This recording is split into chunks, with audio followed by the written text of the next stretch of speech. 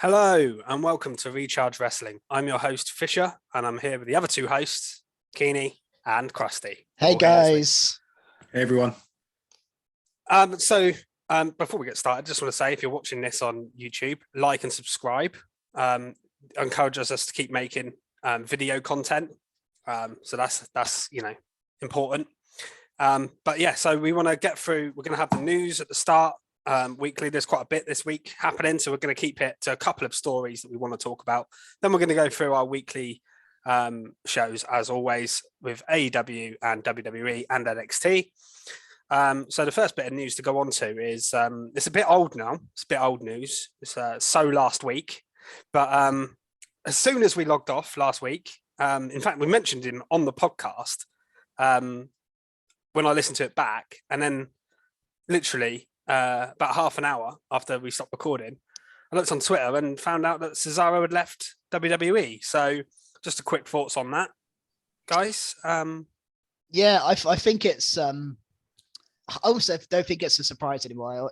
There's almost a point where there's no one that can leave WWE. It would surprise me. I think Cesaro had his run at the top. It didn't really stick properly, that little title feud of Reigns. It was a very brief moment, and it was kind of his test to see if he could hang at the top. And I don't think he covered himself in massive glory. I'm very glad he got his Mania win, big Mania moment. Yeah, he got a Mania moment against Seth. Then he had the feud with Roman, and that was it really. But he did have feud with Rollins and Reigns in a row, so he had a good run there. But then it fell flat after that, didn't it? Yeah, exactly. And I think similar to the Tony Storm thing before, right? When she got let go, it wasn't a big surprise. I know she asked for release, but it's not a big surprise to you. But just because if you look at it from a business standpoint, WWE, you're not going to push money behind someone that you've tried at the top and hasn't worked before. You're more likely to put that money behind Braun Breaker or someone. So it's a shame. I love Cesaro, and hopefully somewhere else. To make it clear, WWE they didn't release him. They offered him a contract and wanted him to stay, but reportedly, he wasn't happy with, I'm guessing, financials, but also maybe he was thinking, I'm not really put into a position what I want, because last time he signed a deal, he got put into a good position for a bit and then it kind of went flat, and he thought they're not going to do that again. So he probably thought maybe I'm better off going elsewhere. It makes sense. It's a shame he's a bit of a workhorse, wasn't he? You knew if Cesaro was in a match, it was always going to be a cracking match. And I think potentially his promo maybe let him down, which is why he didn't manage to stick at the top. I think it was great when he was in the bar, but then he had Sheamus to sort of prop him up. So maybe he doesn't quite suit WWE because they're a sports entertainment company, aren't they? Rather than wrestling is what they like to say. Yeah. So hopefully he ends up, the thing is, we always say it, in AEW or something like that. But you never know where he might end up. Maybe even in Ring of Honor, which may segue quite nicely onto our next news.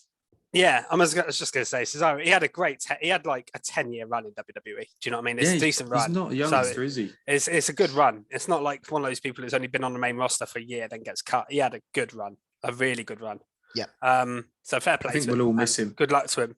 We will miss him if he's not on TV. I think if he does go to AEW or something, then, which is I think is kind of likely, then we won't miss him too much. But yeah, that was a good segue. So let's talk about it.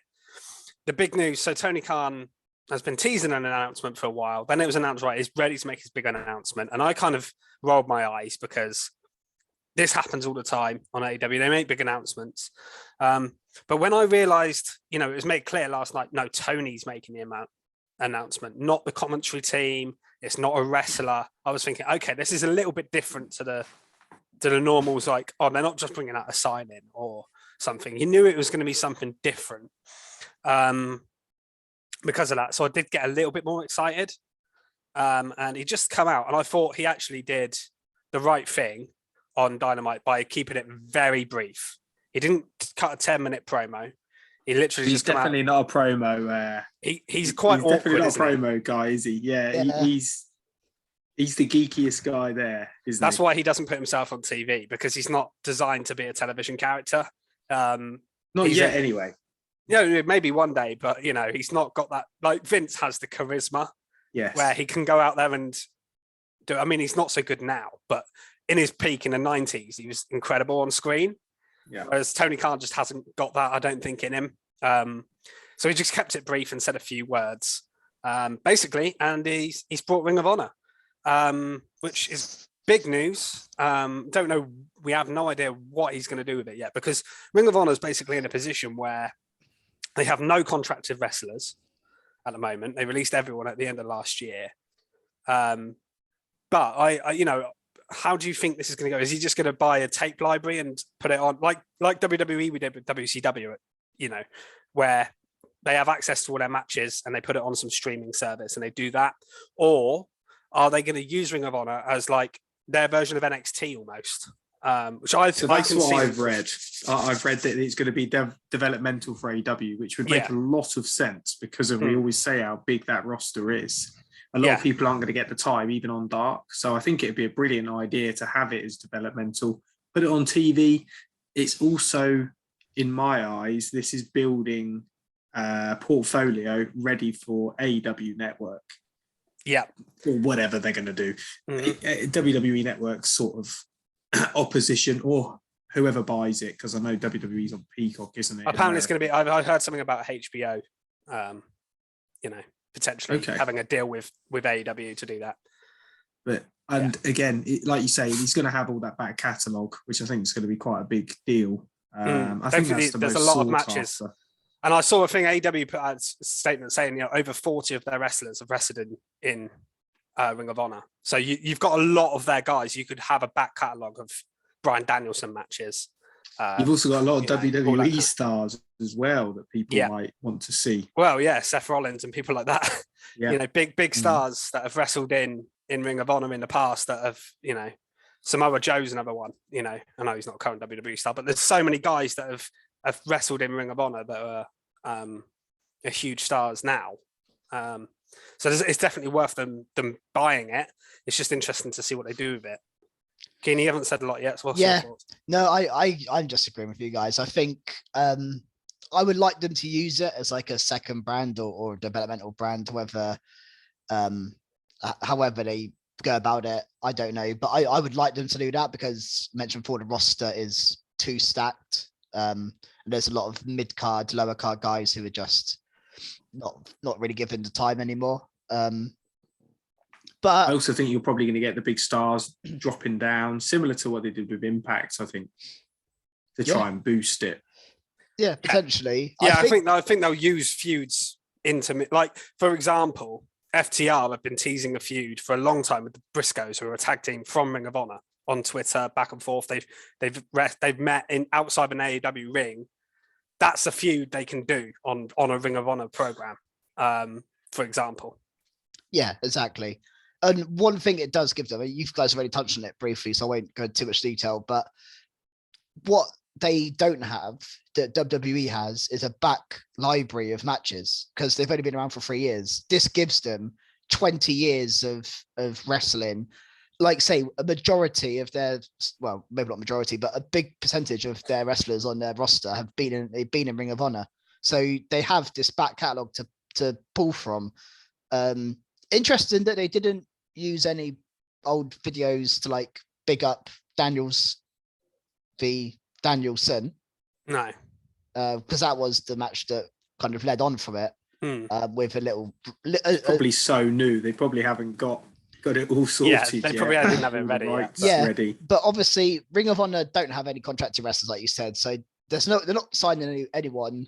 Like if they had all the contracted Ring of Honor stars and they then brought it there, and it's, oh god, now they've got this whole new roster to play with.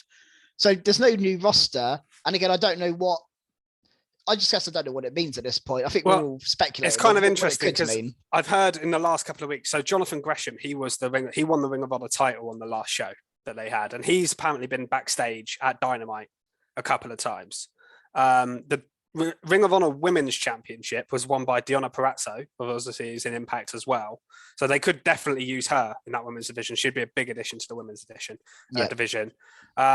And stuff like that. So, and I saw they had Session Moth Martina from Ring of Honor. She was on a Dark taping last night. So I think they're going to bring they won't bring everyone in that was in before, but I do think they'll use a lot of the old guys.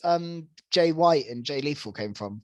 Not Jay White. Jay Lethal did. Danhausen too. Danhausen did. So Jay White's from New Japan. He's still contracted to New Japan, but there is a few they've brought recently, isn't there, from Ring of Honor?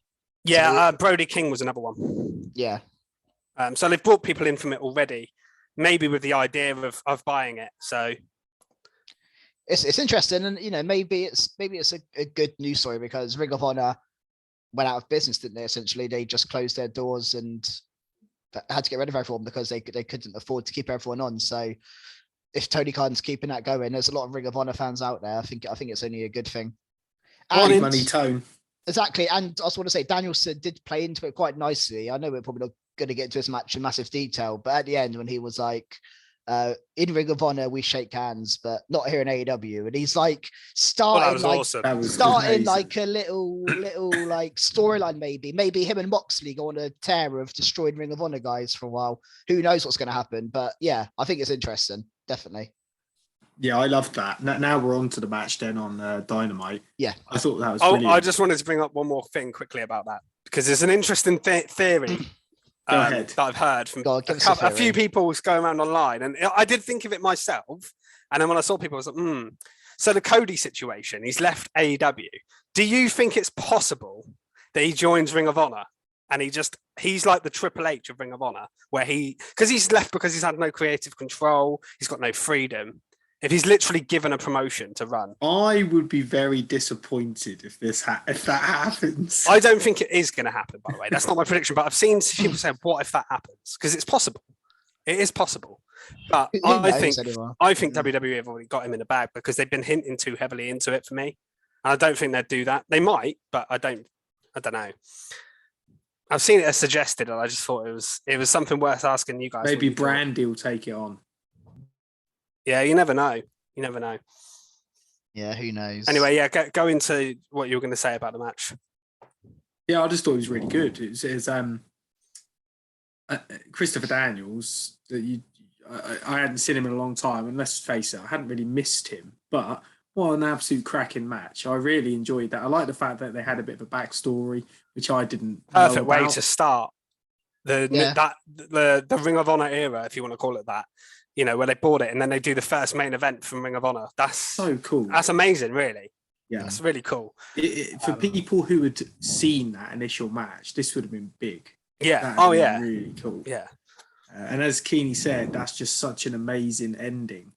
I love the angle. I thought, he's gonna. I was actually a little bit peeved. I was like, Danielson, you're almost breaking character here to be like, let's shake hands when he's been like a nasty bastard for the last few weeks. Yeah. But then, as you said, started then getting arrogant and stamping on his head. I was a bit worried for him because he's got that like bust up eye that he's come back from an injury from. And I was like, the way he kicks him, it looks so much like he's stamping on his head. And then obviously Mox comes out and they're getting fired up, aren't they? But Danielson, he's amazing, but what's a twat? I mean, he just like... They're like fake as if he's getting in his face and then just like, nah, see ya, I'm off. He's just so annoying but so cool. Yeah, he's playing it brilliantly at the moment. So he really is. And I'm really looking forward to their match at Revolution. I think that's going to be fantastic. Yeah, I think it's what I'm looking forward to the most. I think it will be the best wrestling match on the show. I think it'll just be so good. I think I'll be shocked if this isn't in match of the year contention, personally. There's a few you could say that about, though, aren't there? If they do it, if they really go into, if all the matches are given exploding barbed wire death match hype. No. I think they've learned their lesson, surely. Fizzle out. Yeah.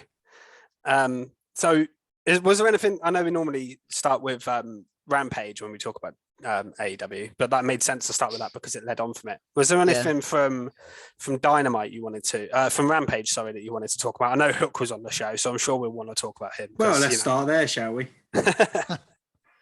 So I actually quite like that segment. I loved QT. QT Marshall's just a guy that everybody loves to not like. So he's a brilliant person to use, I guess, to big up Hook, because no one's going to go, oh no, don't hurt QT Marshall, are they? So, but Hook's just so cool, isn't he? Yeah, oh God, and I like the way he was just taking all the students out, just wiping them out. Yeah, it's amazing. He just can't get any cooler, can he? To be honest, it was awesome.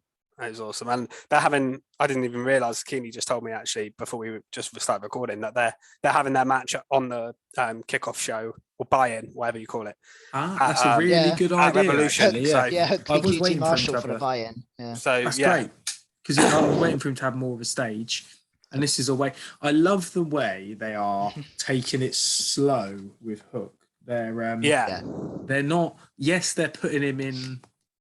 They're shoving him in our face because he's on quite often, but it's not like he's gone in against MJF, Darby Allin, Punk, or someone like that straight away. And it's on Rampage as well, which is kind of the B show out of the two. Yeah, so he hasn't wrestled on Dynamite yet. No, exactly. I think it's a really nice build. This is his introduction to a pay-per-view, but on the buy-in, so he's almost earning his stripes, isn't he? But they're keeping him strong. So, I mean. I'll be very surprised the day he gets his first loss. Yeah. There's going to be shenanigans. It is not going to be. He's not going to just lose by someone destroying him. But the ideal sort of first big feud with him would really be sort of him and Team Taz kind of coming to heads, and maybe do him and Ricky Starks or something like that. That could be the first big feud they do. Maybe because he's got to go for that FTW title at some point, being Taz's son. So that would be a first big thing, maybe because Hook's he is like really a baby face. I know he's not. He is a face. Yeah. The crowd loves him, so you might as well. He might be the biggest face in the crowd. Well, I will mention him. He was on Rampage as well, so. I can segue that onto someone who is getting a massive babyface reaction now, and that is Wardlow. Yes. He is getting so over as a face. So on Rampage, he had a match with Nick Comoroto, which is a much bigger person than he usually I was well excited when I saw him back. Yeah. And he got a lot of... Normally, he just squashes everybody. And Nick Comoroto actually got some offense on him. I was quite surprised. But Wardlow, I was glad about that, though, because he's an absolute unit. It would have been silly to have him just get squashed. Yeah, absolutely. And so Wardlow beats him very comfortably, but Spears afterwards stops the powerbomb by hitting Comoroto with a chair and he cuts a really good promo, to be fair, Sean Spears here, saying, don't use the chair. It's not getting over. He actually said to him, even though don't use the power bomb. Sorry, power bombs, yeah. Don't use the chair. He wants him to use the chair. Yeah. It's literally his gimmick. So yeah, I just thought that was quite clever, and then that tied into. We might as well tie it in. It is funny. It's not getting over as the crowd are literally going mental. But then I think he really noticed it this week when he squared up to Spears. Wardlow after his match. I love this story. I was thinking while watching that, I am loving some of these AEW stories. Yeah, it's brilliant. They're so pieced together so well. I'm sort of going off now in all sorts of directions, but you've got MJF and Punk, but attached to that, you've got Wardlow and Sean Spears, which then makes Wardlow and MJF, which we'll go into a little bit later on. But it's just so cool how you've got all these little jigsaw puzzles sort of fitting together. So exciting. You don't know what's going to happen. No, it is really good, the Wardlow stuff. Yeah, I love it. And as I say, might as well go into his Dynamite thing now because it kind of leads on, but he beat Cesar Bononi. It was a squash. This was more of a squash, but Bononi is a big guy, but squashed him completely. And then he, like I say, squared up to Spears, stopping Spears with the chair. And then later on, he had that backstage thing with MJF saying that I'm tired of. I can't remember what he said, but he's basically. Well, MJF said to him that you can matches. have. If you win, I'll let you have the title shot, because MJF obviously said before, if you get a title match, I'm having it. But then he was, MJF was like, it doesn't really matter because you're not going to win anyway. And then Wardlow basically was like, the reason I don't win any big matches is because I'm too busy like saving your ass, basically. Yeah. Which is completely true. And then MJF just slaps him. What happened next? When he slapped him, MJF slapped Wardlow, I was like, it was a proper slap. He did not hold back. That was like a proper slap. Yeah, I know. And then he's got, MJF keeps saying, you're not even a wrestler here. You're hired as my bodyguards and all that. And And you know, it's just going to come to it where they've been teasing this for they're going to break up. Wardlow's going to destroy MJF, and then all of a sudden, he's probably going to have to wrestle MJF for a contract or something. That's probably what this all leads to. Something like that. Or someone else is going to come into the feud and offer to pay him or something. I don't know. Can't wait for all that. But yeah, no idea what's going to happen at Revolution because of this. Is he going to turn on MJF here? Is he going to support him? Is he going to stay out of it? It's all really good. Who knows? He could turn at any point at this stage, I think. Anything else from Rampage? I've got one random little note that I was going to bring up in a minute, but if there's anything else, just the contract signing between Thunder Rosa and Britt Baker. I thought it was a fire promo from Britt. I just really enjoyed it. It was good. It was kind of a standard type of segment, wasn't it? Yeah, saying you'll never be the face of the company and things like that. I want Thunder Rosa to win this title. I think she is unbelievable. I just think she looks so cool as well. I love the face paint and things like that. I want the change now. I must say. Same, The Dynamite result did slightly make me consider that it might not happen, but... Should we talk about that match then as it leads on to it? We might as well, I suppose. Yeah. Segue to Dynamite. So, this was actually... I wasn't going to have a skid mark at all this week because there's nothing that I didn't like. But I've been fairly consistent with pinning champions, which WWE do all the time, and I don't like it. AEW don't often do it. But to have your champion get pinned in a tag match a couple of days before your pay-per-view made no sense to me whatsoever. Why they didn't have Thunder Rosa just pin Jamie Hayter here, I don't know. But it was very odd to me, her pinning. I guess it sets up the story of we know she can beat Britt Baker, but it just made Britt look weak to me. She did also beat Britt Baker in that Lights Out match. Yeah, so we already know that, really, don't we? The problem with this is we've got it really near now to the pay-per-view. It's not like 2 weeks before. And as I just said, I thought Thunder Rosa was winning. But maybe this is, again, we said this before, this is probably WWE's training of me. Yeah. I now think because this is been put WWE over, she's going to lose. Where the person who loses on the go-home wins in the pay-per-view. Yeah. That's not necessarily AEW's booking, Hopefully she looks strong now, which means she's got the momentum going into the pay-per-view and she wins all the way.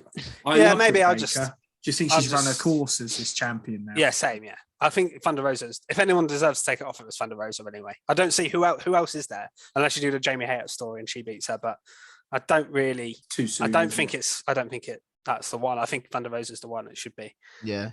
I mean, I consider on to my skid mark. If we can get them out of the way, we could just get a couple of skid marks out of the way and move on. But this does lead on to my skid mark in a way. And this feud is actually one of the reasons for my skid mark. And it's just basically the main titles, the AEW World Title and the Women's World Title, have just got lost in the mud in all of this pay-per-view. I think it's as a result of them almost trying to do too much on the shows, and they've put so much time into MJF Punk, which is good. Danielson, Moxley, got Jericho, Kingston. There's all the tag stuff, and I just think Baker and Thunder Rosa have been almost left behind in this. Their main segment in the build-up was on a Rampage, which is the B show we said earlier. On the show, they're in a tag match, and it's kind of nothingness. And this was a feud that's been built for a year since they had their Lights Out match, and you almost couldn't miss. I'm sure we've said in the past, when this match comes, it's like it's going to be amazing. It's now here, and I don't know about you guys, but I'm not looking forward to it really at all. I'm not. I am purely because I know they can deliver in the ring. It's not the story hasn't. The build, the story was there, and they've not worked with it. And even Cole and Page for the main title, that shit doesn't feel like it should be the main event. Yeah, this is the world title, and I feel like this is about the fourth biggest match on the show. Which I know we criticize WWE for a lot of things, but they do make their main title so important. Like, they went go over the top maybe with Brock and Roman, but they've gone the other way. That is the most. That's the biggest match, WWE, no question. There's like no question at all. And even, they're trying to do it with Ronda and with Belair as well, the women's side. So it isn't just a men's thing, but Yeah, I just think they've kind of the main titles have kind of suffered a bit from their overbooking, I think. Suppose when you can compare it to Omega Hangman, it's the complete opposite. It does feel rushed. I think Cole should have waited if they wasn't going to give it as much time. And but also, as you say, just it doesn't quick, feel as big. Yeah, and just quickly, Cole is also it's probably a bigger storyline right now. He's in the middle of the Bucks and O'Reilly and Fish. That feels like a bigger Cole storyline than Cole Page right now, which is mad. And I honestly can't see him winning because it's been that short. I don't see how Adam Cole could win, which is weird. He should be a real contender for this. And if he does win, I'm going to be quite surprised and a little bit disappointed and shocked, to be honest. And I'm a massive Adam Cole fan. Yeah. Massive. So no, I don't disagree with you at all. I think the Britt Thunder Rosa stuff, I agree with you saying that they've had a bit of a build on Rampage. It maybe should have been a bit bigger. But I think that story goes back a lot further, maybe more touching on Omega Hangman, where it's like a blood feud that's been going on for a long time. So it feels bigger. Thunder Rosa's always said she could beat Britt. Britt's always said Thunder Rosa's never going to be the face of the company and things like that, even though she's beaten her, she still hasn't made it. So I think that has a lot more of a big fight feel, especially compared to like when I look at other feuds such as Conti versus Britt Baker. Yeah, that's feel bigger than that. I think it's just the criticism of how they book their women's division in general, to be honest. But I will praise them in the sense that they actually got 3 women's matches for the first time ever on a pay-per-view card, I think, here, haven't they? So, because you've got Jade and Ty Conti for the TBS, and on the pre-show, you've got Layla Hirsch and Chris Statlander. On Jade, just one comment on Jade Conti. I just thought she was so cool in that very small backstage segment where she sort of interrupted Conti's interview and said, no one cares about that karate crap or something like that. That line good. Just made me laugh. I really enjoyed Jade Cargill. I think she's great. And also, I think you were talking before about who could beat Baker. I think Jade Cargill might be the one because she is. If they hadn't given her that title, I'd agree. But she's got. I think she should go on a tear with that title for quite a while. And Britt can't take it that much longer, in my opinion. So if she hadn't won that title, I'd 100% agree with you. But once Jade won that, I think they have to keep her winning for ages. She needs to go on not quite a Goldberg streak, but similar style, like just tearing people apart. She's on like 30. It works really well, doesn't it? And it will be such a big deal when someone beats her for it as well. Yeah. I don't know who you'd have beat her. Probably someone from outside. I was going to say it could be someone that's not there yet. Yeah, Diona Perazzo or Tony Storm or someone. Yeah. Okay. There are options within, but they'd need to build them because there's nobody at the moment that, apart from Britt Baker, if she lost that title, that you could say deserves to necessarily beat her right now. But they can build people for sure. And I'd love Thunder Rosa to win that title. Yeah, I think she'd do amazing with it. Mm-hmm. Yeah. Just got one thing up from Rampage quickly before we go more into Dynamite, but it's just involving the TNT title. Sammy Guevara beat Andrade. Yes. And then they've got a triple threat match on Rampage tonight. Tomorrow night, sorry. Or tonight, listening to this. So I don't really know why Andrade's got another match. And that kind of brings me into, we also had Cassidy beat Anthony Bowens to qualify for the match, the ladder qualifier, where the winner gets a TNT title match when they're handing them out left, right, and center. Like it's defended every week. Andrade, we've said that before. It makes no sense that. And Andrade lost clean on Friday. He's now getting another title match this Friday. And yet these guys are having to win qualifiers to go to a ladder match, to win a ladder match, then get a TNT. It just doesn't. It's all over the place, I think. With that I don't get that at all. I guess I think it would be better if this was Andrade's character's money, isn't it? So maybe it's a sort of. I think they should have done the ladder match for the main title. I think they should have done the ladder match. If that was for the main so I think that'd be really exciting. I'm thinking like, if Keith Lee or Wardlow face Cole or Page, like that feels really big. Whereas you're right, because Sammy Guevara defends his title every week, it doesn't feel like a big deal at all. to win that match. No, I feel like all Wardlow's got to do is got Sammy Guevara backstage and he'll get a TNT title match. He doesn't have to win a ladder match to get that. Yeah, you're right on that sense. Yeah. But that was a good match, by the way.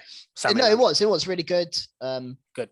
Yeah. As you'd expect, with those two guys. And the triple threat will be good because it's just them two with Darby Allin involved as well. So it'd be a great triple threat match as well. I have a random note about Rampage. There was a lady wrestler that appeared on 2 shows for 2 companies on the same night within about an hour of each other. She was on, so on Rampage, Serena Deeb had a little 5-minute open challenge thing. And she faced a lady called Kayla Sparks. You probably don't even remember it. It was that relevant. Yeah. You probably remember Serena Deeb's 5-minute challenge. But interestingly, just as a random note that I saw, she was also on SmackDown getting kissed by Los Lotharios. Really? That was the same girl, yeah. Wow. What a night for her. Yeah. Very weird, isn't it? How she managed to swindle that? I don't know, because obviously Rampage is pre-taped. So she obviously got hired to wrestle on AEW and as an extra in the Are you WWE. telling me those people in the crowd they kiss are planted? Because yep. I always hoped one day I'd be in the front row. Get a kiss. Maybe you could try. Yeah. Yeah. No, just a random interesting stat I saw. I saw a tweet about it. She tweeted like some people retweeted it that, I follow or whatever. And I saw it come up. I was like, oh, that's cool. I'll put that in my notes because I thought it was a cool little thing. You don't often see that, do you? That's cool. All right, let's move on to Rampage, baby. Dynamite. So we've done Rampage. Rampage, baby. We've done Rampage. Yeah. Dynamite. So we kicked off the show with, we kicked off with what we've already talked about, but not even the first match. We had a tag team battle royal. Yeah. This was a lot. I felt like it started started the place like this match was. This match was all over the place. This is another bit of funny AW booking. When we had a battle royal last week to determine one of the contenders, and we've got another battle royal the week after. And they changed the rules.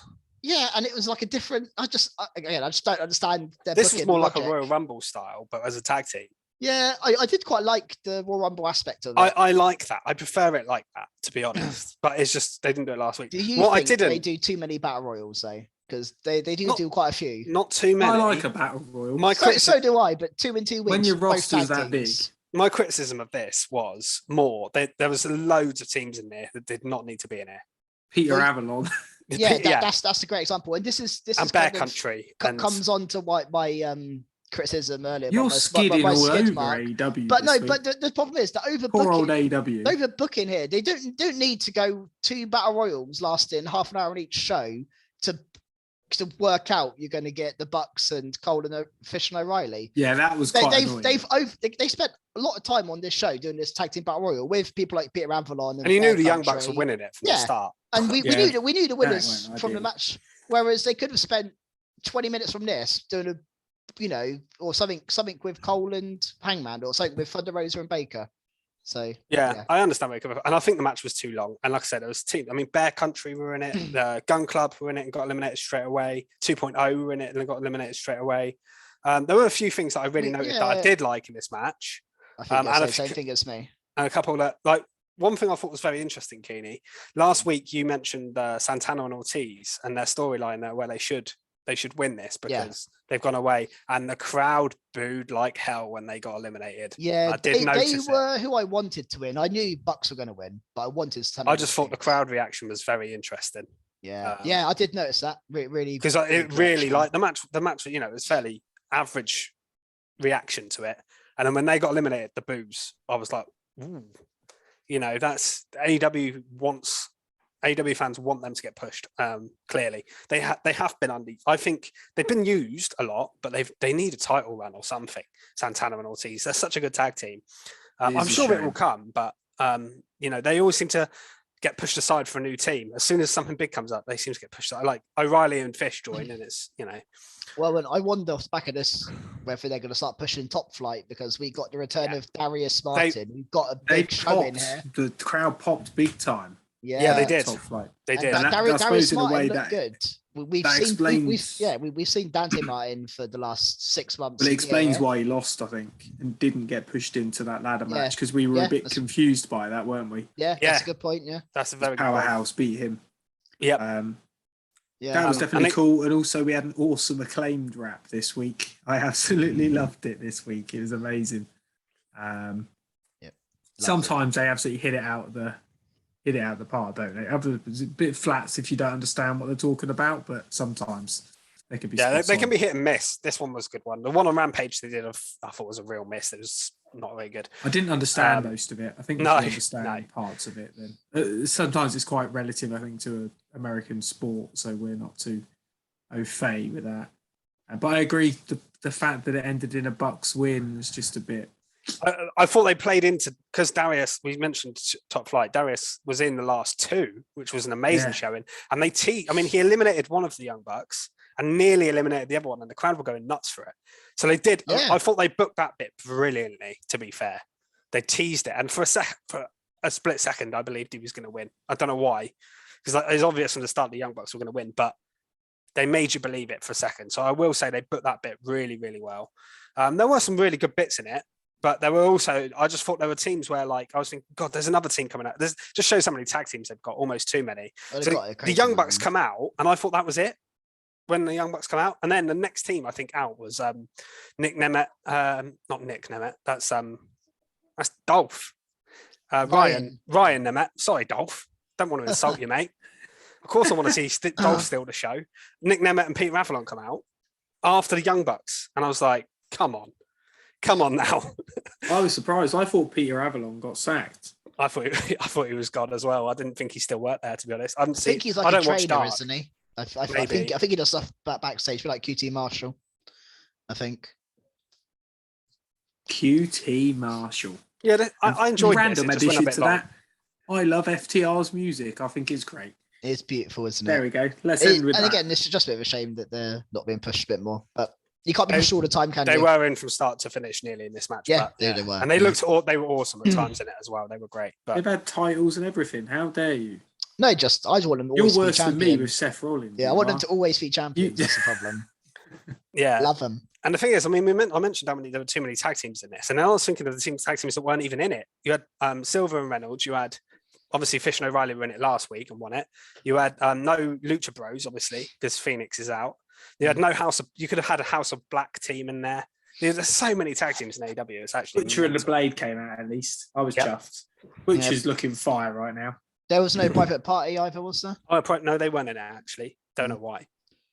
But yeah, what's the name? Hybrid 2. They weren't in it. No.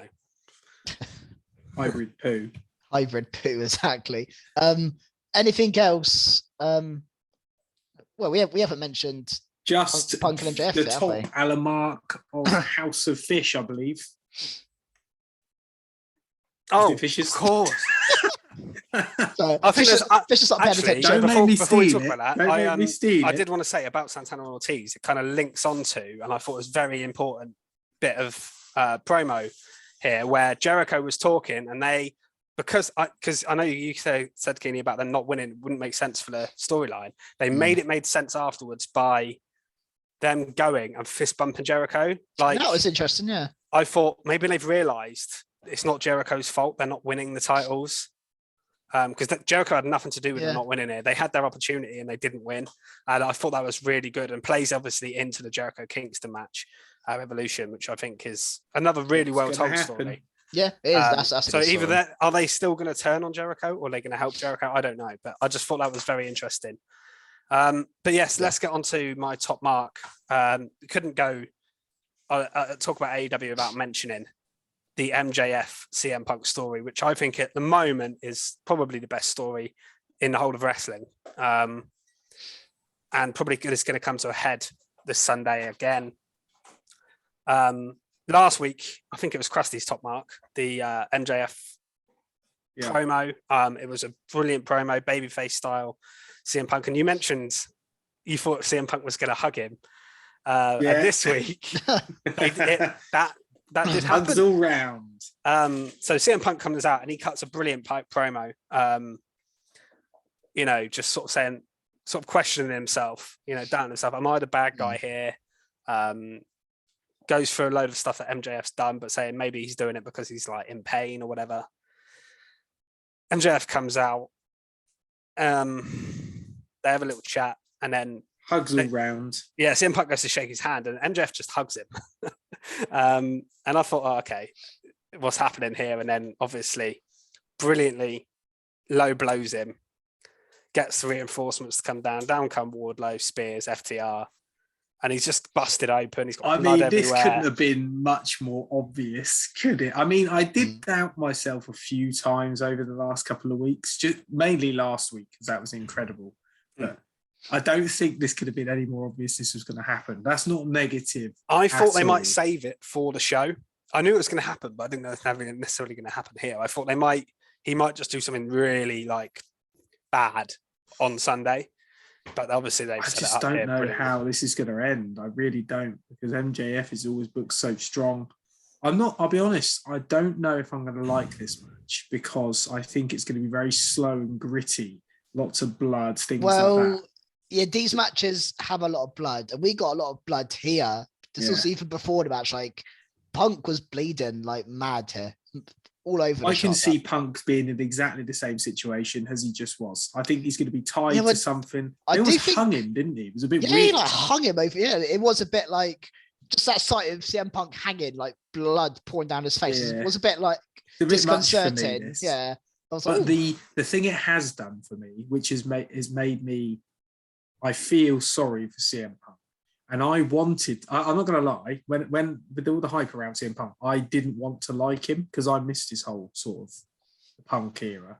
And for some reason, when people are really popular and I don't like them, I want to be impressed.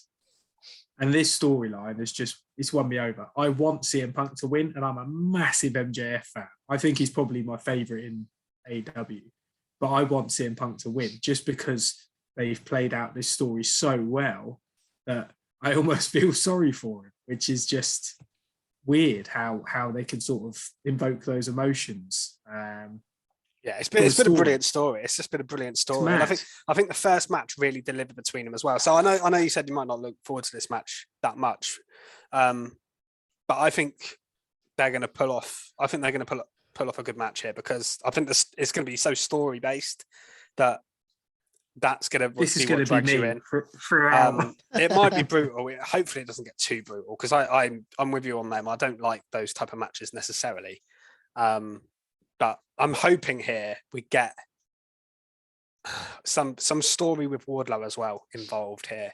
Maybe this is what I know we say it all the time, but maybe this is the moment where Wardlow properly snaps because it's been teasing so long. I can see my pred would be Punk is absolutely out of it, like.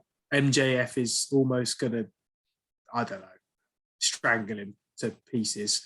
And I think Wardlow will then step in and then just powerbomb Symphony, the living hell out of him. And then pretty much just the crowd would go mad for that, by the way. If he powerbomb Symphony's MJF, crowd are going to go mental. So cool. Yeah. I think that's what we're going to get. Maybe to make neither look weak. So MJF is nearly won. He just picks up Punk and just drops him on it or something like that. So like both of them are just dead, but he gets the pin, but neither look weak because MJF's pretty much won, but Punk won the match. Yeah, Wardlow looks like the beast coming out of that. Yeah, that might be the perfect way to book it actually. If it happens, buy me a t-shirt. I win. I win the pred straight away. We buy yourself a t-shirt.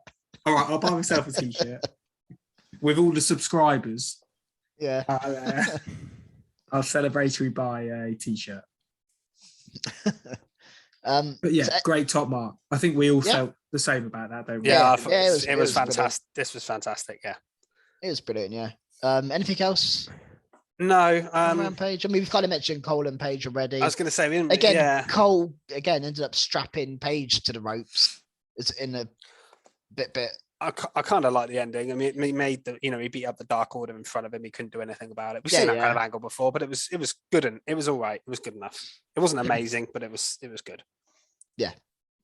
It's well, I won't go into it again, but yeah, it was good. Should we? I want to see a Panama sunrise, and I want Paige you will see a Panama sunrise. You promise you. He did one here. He did one here, didn't he? So yeah. Not on Page though. No. I want to see it on Page, and I want him to kick out because I think Panama Sunrise reversed into a buckshot lariat somehow. Does like a weird flip, gets on his feet. Should we move on to SmackDown? Yeah, let's move on. I think we've spent a good portion talking about AEW. I think it's time for some WWE chat now. Yeah. So we had Ronda and Charlotte with a little verbal back and forth.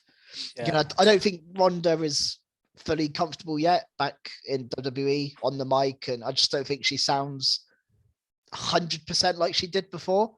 Last time I think she sounded she come across really well. I don't think she's quite got her flow properly yet. I don't know if you guys agree with that. But it's ended up in her getting attacked by Sonya and Charlotte, and mainly Sonya actually, which has led to them having a match on SmackDown. Yeah, that's the interesting thing. Is that match going to happen tomorrow? Do you think it's going to happen? Because I don't. Sonya's going to get out of it somehow, isn't she? I think it is, because Adam Pearce said that they've booked it. She can't get out of it. Didn't he say? I know, but they did this with Naomi once before. Management have booked it, man. Yeah, so Vince. Yeah, Vince McMahon has booked it. Yeah, like it or lump it. I quite like seeing Sonya in the ring. I think she's great, so I'm all for her being back in the ring. Yeah, I think it's good. I think it's a fine way to. I think the story's okay. I just want to see, especially now Naomi's moved on to something else, which we'll get to. I want to see Shayna Baszler involved in this now. I think that's the move forward now. Is if you've still got Sonya and Charlotte. I don't know if it was this week or last week, but Sonya was stood with like. Oh, I know. It was on it was this week. Shayna Baszler was watching Xia Li against Natalia. Yeah. She was with Drew Gulak, Mansoor. Aliyah Mansoor. And Aliyah, yeah. My notes just say, uh-oh. What's going on with Shayna Baszler? In fact, can I read my skid mark to that? That's Shayna Baszler watching TV, just doing nothing. That's not on. She should be involved in this story. She was shuffling her deck, at least. Yeah, but such a shame. That's not good. And it was also Xia Li versus Natty, which actually Xia Li's looking banging. She is great. Her finisher is awesome. I love her entrance as well. Yeah, it's cool. Her spinning heel kick is just so fast, so snappy. We love it when it's done by Aleister Black. It's Black Mass, isn't it? Pretty much. Basically. It's just such a cool finisher as long as they can get it right. And yeah, I'm excited to see Xia Li go further. And I suppose Natty's a good opponent for her because she's not really going to miss, is she? She's a good, very, very good wrestler. Put people over. Just a shame Shayna had to watch the match on TV. Yeah, it's a waste. And the SmackDown Women's division, at least there's getting some sort of stories in there now. You've got the obviously the Sonya one, you've got the Ronda Charlotte one, you've got the Xia Li and Talia one. And you had Sasha Banks finding a turn on this show, if you're talking about the women's division as well. Yeah. And so Shotzi hasn't been on TV either for ages. So it's good to see her, even though she got beaten very easily here by Sasha, which you'd expect, to be fair. But last week I said on the podcast, guys, I booked Raw because they did Damien Priest v Finn Balor, and I predicted that feud for Mania. I didn't do this on a podcast, so podcast listeners, you're going to be none the wiser whether I really said this or not. But to you guys, I mentioned last week that Naomi and Sasha Banks should go for the tag team titles in our messages. And guess what happened on Friday? Yeah, Naomi I'm sure we mentioned Banks. Something like this on a pod. Maybe, but I definitely. It was when I was away. I remember we were talking about it, and I was messaging saying they should do a team bad thing with Sasha and Naomi because Sasha's got nothing else. The thing is, Sasha's got to be on Mania card. Has to be. Naomi, in my opinion, has earned her spot on the Mania card by her recent performances. Yeah, the stuff with Charlotte, the Sonya stuff. I think Naomi 100% deserves it. You've got no other tag teams. Sasha and Naomi have history together anyway. It makes perfect sense to have Sasha and Naomi win the tag titles. And also, maybe they'll start booking the tag team titles a little bit more seriously because it's people they care about. They will if Sasha's champ. Yeah. Last time she was involved, she was all over the place. She was on Raw, SmackDown, NXT. It was great when Sasha and Bayley had it. It was promos every week from her and Bayley. It was incredible. Oh, yeah. I know. I completely agree. I think it'd be great. The only I think I know why Carmella has had the belt for one, but they also haven't done a lot with her. Is because she's got this reality show with Corey, and they did a cheesy little segment which I didn't like backstage with her and. Oh God, she teased her in the Edge and Lita, didn't she? We don't need that. Really yeah, she was like we have a lot of sex or something. I was like, well, why are you telling That's all. Apparently, that's all they talk about on the show. So, I mean, I'm not going to watch it. I'm not going to lie to you. I have no interest in watching that. I like Corey Graves and I like Carmella, but no, I don't care. I don't care. I think that's the only reason why, though, because to be honest, they probably make more money out of that than any of Carmella's wrestling. So, yeah. No, that's not an insult at wrestling. These shows make a lot of money. I thought you were ripping her. Sorry. No. Let's get that straight. That wasn't me ripping her, but she's not over enough that she's a superstar. Like she used to be when she was Melody's Money and she was at top women's champion. I thought she was great then. But these reality shows make a huge amount of money. So they're going to focus their attention on that, which is why they take people like The Miz out, and he's such an overstar.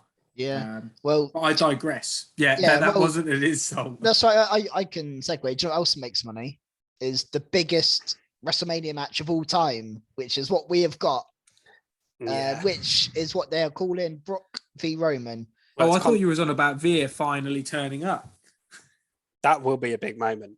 I mean, that's not going to happen. But Brock and Roman is being touted as the biggest WrestleMania match of all time. Bigger than Hogan and Andre, bigger than Rock, Stone Cold, bigger than everything. Rock Cena, Brock Lesnar, Undertaker. Yeah, and we had their contract signing on this show. Don't have massive amounts of notes for this. Lesnar cleared out some security guards. I feel like he does that most weeks, Lesnar. I think I preferred Hook's clearing of security guards. Yeah, but just Brock does it all the time, doesn't he? But I mean, what do you guys think? I mean, they've done this before with Orton and Edge, best wrestling match of all time. They've done it with so many matches before where they've given them over the top titles.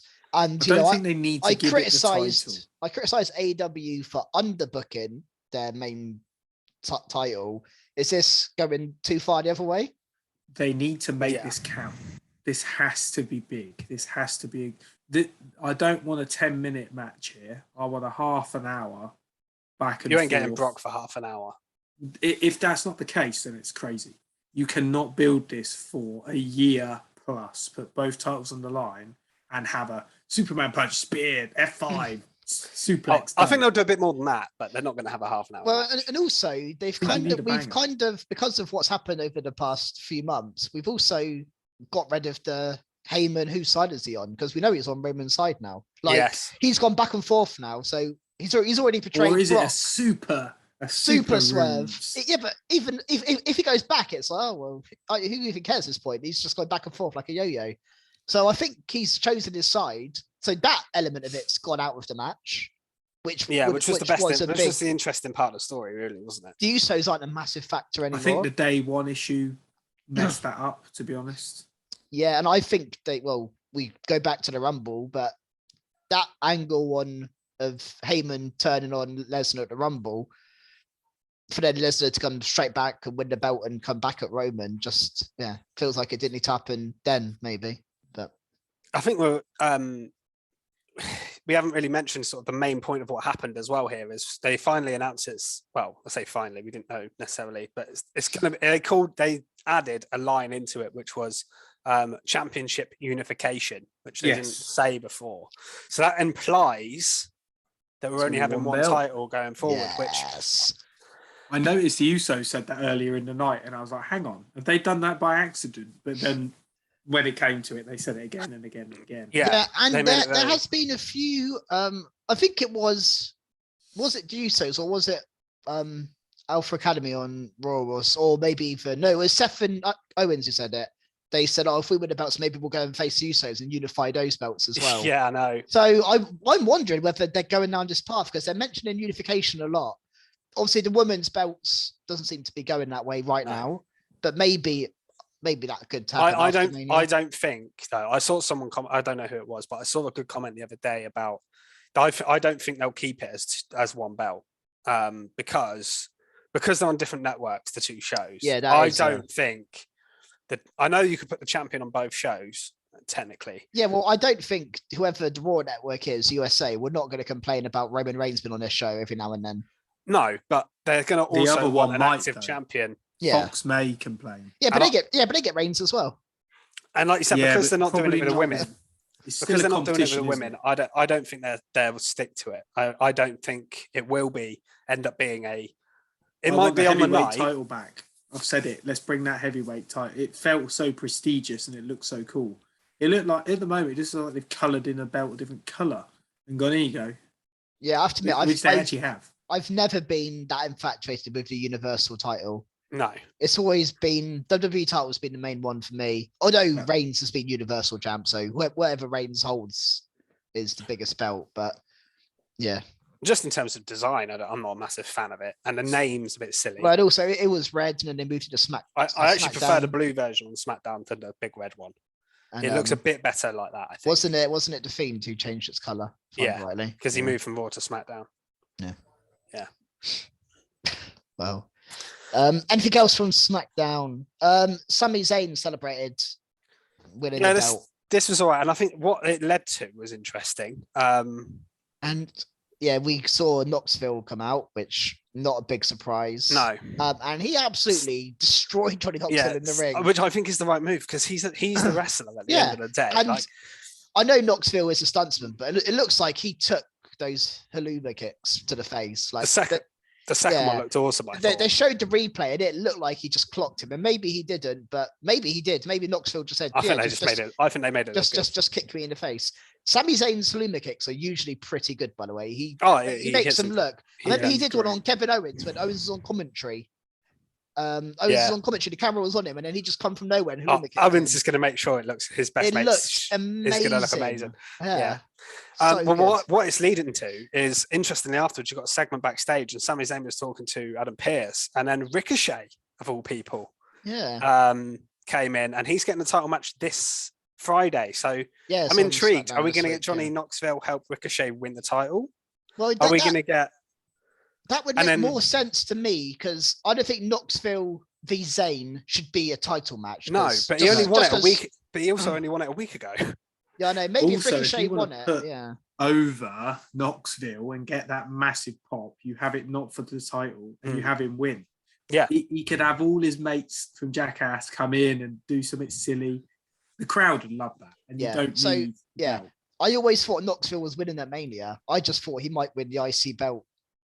Yeah, it would be better if it's a non-title match. I agree with you. I'd like him to win 24/7 at some point in the night. That'd be funny, but yeah, it'd just be weird if Sammy lost the title already. But it could happen, and then Ricochet defending it at Mania would be a bit odd. But and also, fair play to Ricochet. Sami Zayn's character is conspiracy theorists, and he'll kick off about losing it a week after. Yeah, why do I have to defend it? And that's a good point. So it does play into his character a bit.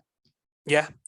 And it's good for Ricochet. And I was reading because Ricochet suddenly he won a couple of matches on TV and he's getting this title shot. I was thinking, Ricochet. I know there's nobody else. Cesaro's left now, but apparently he's now officially listed as the number 2 babyface on SmackDown, which is very interesting. So obviously giving Ricochet a bit of a push behind. Obviously Drew McIntyre is. When you say listed, what do you mean? Yeah, apparently they have a list of. The eternal WWE list. They look at it and go. Have you been looking at Vince's list again? No, I've heard this thing. I've heard this type of thing exists. I've never seen it, or don't know who's on it. Normally, you're making this list up, Fisher. But no, apparently they list because they have a list of like, right, who's the top heel we're going to push at the moment, and they write the names down basically in an order. Poor old Big E, by the way. Jesus. It's because he's listed as a tag team, and so is Shinsuke Nakamura. The other ones you would think might be. So there's literally out of nowhere. So really, Drew and Ricochet are probably your only options as singles baby faces, but that's why Ricochet apparently is getting a push. Drew Gulak. Yeah, but I mean, it's not going to be them, is it? Let's be real here. Is Mace a baby face? I don't know. It's even on SmackDown. Apparently. But yeah, so, fair play to Ricochet. I mean, he might have landed into the spot purely because there's nobody else, but at least he's getting a bit of TV time and getting some win. Great wrestler. Let's give him a go. Yeah. Yeah, Why not? let's keep him as the number 2 babyface for a bit and give him an IC title or a push or good and a match at Mania where he can show off his skills because he's definitely got them. Yeah, then give us a ladder match at Mania with everyone. And Well, I say everyone. Who? Oh yeah, A ladder match with who? True. Yeah, on his own. You can just do flips. Yeah. Something I think is worth mentioning. So we had Drew versus Corbin. Corbin gives the match to Mad Cat. Fair play to Mad Cat, still wrestling after that landed on his head. And they showed it again loads of times. Yeah, they kept showing it. I was surprised. I know. He's they love it. Beast, though, isn't he? Absolute beast. I like the way they played into it. But this nearly made a skid mark, but then I remembered what my actual skid mark was. But WWE announced on their social media that we are getting Baron Corbin versus Drew McIntyre at WrestleMania, which we did. It was pretty obvious, but just a bit of a shame that they didn't do this on TV. You could give the mic to Drew for 2 minutes and he announces the match. I think they're misusing their social media sometimes to announce quite big matches. I mean, Drew McIntyre was our champion for the whole of COVID era. And now he's getting a match announcement for WrestleMania, the biggest show of the year, on social media. Just, by the way. It is a bit of a shame. Cool, that's Drew. I guess they don't see it as a big deal because everyone saw it coming, but if it's not that big of a deal, why is he getting a spot every week on SmackDown? Yeah. Because SmackDown's roster is tiny. Yeah, there's nobody else. I mean, I think they still see Drew McIntyre as a big deal, to be fair. But I don't think they see this match as a big deal. This feud has not caught my attention, I have to admit. If it was Drew McIntyre versus Lone Wolf style Baron Corbin, well, and also if Madcap Moss and Corbin keep getting the upper hand on Drew and he's lost a few matches and he's out for revenge, fine. But he's won every match he's faced, so I don't really get he just beats Madcap Moss every week. So why is Corbin going to be any different? Oh, I don't know. Is this where we finally get the end of days kick out? That would be a big moment. No, I don't want to see that ever. Or the end of days win and Drew is a shadow of a man. Someone and they burn the sword in the middle of the ring, melt it down. And then Corbin becomes number 2 babyface on SmackDown. He goes on the list. So just quickly, last thing on SmackDown, it's only a quick one, but we had the New Day and Los Lotharios again. Yeah, they've had again, 3 matches. Not a massive fan of them on their weird buggy, whatever they were on. They were on some weird kind of buggy thing. It was a quad bike, wasn't it? Quad bike, yeah, Big E and Kofi. But backstage after, it was a good match, by the way. But backstage afterwards, it was. I actually found that quite funny. We had Sheamus and Ridge come up to them as well at the end. Yeah, I think that must be setting something up there. Maybe we get that as a random tag team match at Mania, just Big E and. Because New Day have got to be on the card, right? And them v the Usos has been done a million times. So, and Sheamus should be on the card as well, really. Sheamus is a big star enough to be on the WrestleMania card. So maybe they're just going to do that as a WrestleMania. And they might not. They might just do it on SmackDown. But it wouldn't surprise me if they just do that as a filler match. That match screams pre-show to me. Absolutely. I mean, absolutely. Unfortunately, you could have had Big E main event in this. You could have had Big E v Roman at Mania and I'd have been fair enough. If you'd have asked me that after day one, we'll go back and listen to that show. We are saying Big E v Roman could be a WrestleMania main event.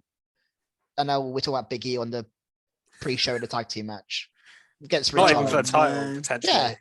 I know they've did that every time I watch Big E on my TV, it could be a skid mark, by the way. Every week it winds me up. Yeah, it's a shame. Poor Big E. Poor Big E.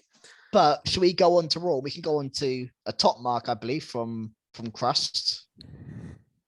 Yeah, sure. Go straight into positivity. So Edge, fire promo again. Wondering where he's going to go with this. This is brilliant. Some of the stuff he was saying, and then obviously we get AJ come out finally. What we wanted and what we suspected has come true. AJ Styles comes down. Some amazing lines like he wants the Bulldog AJ style, not the tag team bitch for Omos. That is just an amazing line. And then Edge, it's so difficult to know what he's going to do. He's holding out his hand to AJ and then he sucker punches him. And then he just goes absolutely mad. They have a little fight, which looks like AJ's going to get the upper hand on him, but then a low blow. So straight away we're like, right, heel Edge is Hill, coming now. They want to get babyface AJ really back on it. And then, holy shit, we get a double chair shot twice. I can't remember what he calls it. Concerto. That's it. Twice. And he just looks savage. And AJ sells it really well as well. AJ looks like a dead body in the ring. And the speed this match is going to be incredible. Time, I shit myself. He just sort of ran over like bang. The rated R superstar is well and truly back. Yeah, heel Edge. We've all been clambering for it, and we finally got it. And I mean, I think he's a great babyface as well. No, he is. But I just think AJ is a perfect. This match is just the perfect WrestleMania match. It's a first time match. It feels completely fresh. It's heel Edge. It's AJ has just come back into the face role as well. It just feels so fresh, and it's going to be insane. I was talking earlier, 20 minutes, half an hour. Yeah, I was talking earlier about a couple of matches was about that's the match of the year contender. Moxley Danielson, this one as well. I'm telling you now, this will be in a match of the year talk. If AJ it does again, Edge, it shows how good Edge is and how he's still got it. Because he was my match of the year last year. Last year, in the Hell in a Cell. I think this will be on the short list. He could pull it off again, and I think I'll be comparing those matches. And AJ's as good as an opponent. AJ and Seth will be the two best workhorses in WWE right now. Yeah, they could do heel or face. They can wrestle their ass off. Yeah, this was brilliant. And Edge's look at the end of it, just like his hair all over the place. Yeah, I don't know if it was what he did to his hair. Yeah, he needs some frizzies, doesn't he? His hair was all over the place. I feel like it's come full circle from when he came back to WWE. He had the feud with Randy Orton, and Randy Orton was doing the concerto to Edge. Yeah. And now he's finally come full circle and like gone mental himself and doing it to other people. Although he was pretty mental against Seth, wasn't he? And it was like pushing it big time. I'm loving it. Edge is an absolute dream. This might have been my top mark if you hadn't had it. It was between this and the MJF promo. This would have been all of ours tonight. All the top marks we could have interchanged. Either of us would have been happy. It's interesting actually because I'll mention it now, but we did a poll on Twitter. We didn't get that many votes on it, unfortunately. But I did a poll of how dare you? I only put it out last minute, so it didn't reach that many people, I don't think. But what was your top mark of the week? Because I thought, we haven't done a poll in ages, but I thought it was interesting. I gave those three as the three options. Those three. I haven't said mine yet. No, the one that Keeney's going to mention in a minute. Yeah. The MJF promo and the Edge one, and I had other as a fourth option, and then leave a comment kind of thing. And the MJF and Edge one tied. And the other one was only just behind actually.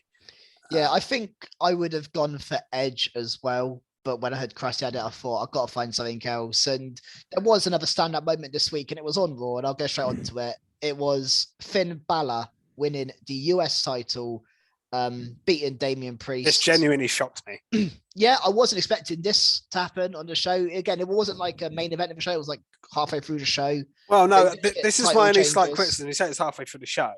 It was the main event of the show. In terms of matches, it was on literally just before Edge, so they did back-to-back heel turns. I think my only criticism of it, and I wrote this on my notes, was they should have spread this out a little bit. I think they should have opened with this title change and heel turn and closed with the Edge one. Not a big deal, but I did think it was a bit odd.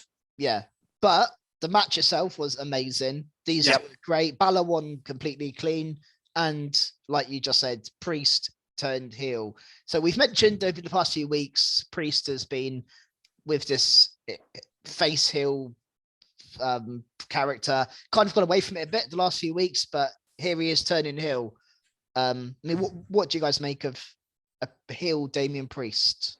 If he gets it right, it'd be amazing. I'm just not too sure if the crowd are behind him enough yet to buy into it, but I really hope so. I just think he's got the look, he's got the wrestling moves, he wins clean all the time, so...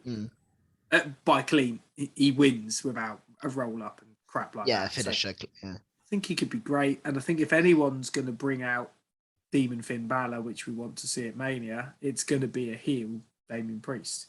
Yeah. And he's strong enough and he gets booked strong enough to need that, to warrant that, because I think he easily could beat Balor. I think it's the right move to turn him heel, because we've mentioned his character's been a bit all over the place. You just mentioned sort of the losing control, being a half face, half heel kind of that wasn't working. We've said that, before, and it was working when he was just face and he was beating everyone clean. That was fine, but I feel like they've gone past that, so they couldn't really go back to it. And I think this wasn't working. So the natural progression for me was to turn him heel and put him against someone, a great babyface, and Finn Balor is that. And it's great for Finn to win a title. He's won everything but the tag titles now in terms of I think they made a point as well, didn't they, of showing all his title wins, which was quite cool. I cool. mean, he's won the NXT title twice. He's won obviously the Universal title. He only had it for a day, but he did win it. And obviously the Intercontinental title and the United States title. So good for Balor. And I think we're clearly surely from this getting Demon versus Damien. And I don't think Demon's been at Mania yet. So this is a great opportunity to bring out the Demon finally at Mania, which is great. One other thing I will say about it as well, the beatdown from Priest afterwards was awesome. I thought he did like a Razor's Edge style move onto the announce table. It looked really badass. He flew over that as well. I think Priest is going to pull off a good heel. I think he has been heel briefly in NXT before. I think he was originally. Then he went face. So he can do it, and I think he's got that. He's got the look, and he's got the kind of voice and tone. I think to pull off a more heel promo than a face one. So I think this is a good move. I think it's going to work. I hope so. Because I felt like he was, we've all mentioned it, we felt like he was doing brilliantly and then he had a little bit of a dip. So hopefully this can put him back to like where he was before. And I think it'd be a great match to do at Mania. Yeah, completely agree with that. What else do I have on the show? We had a 6-woman tag match.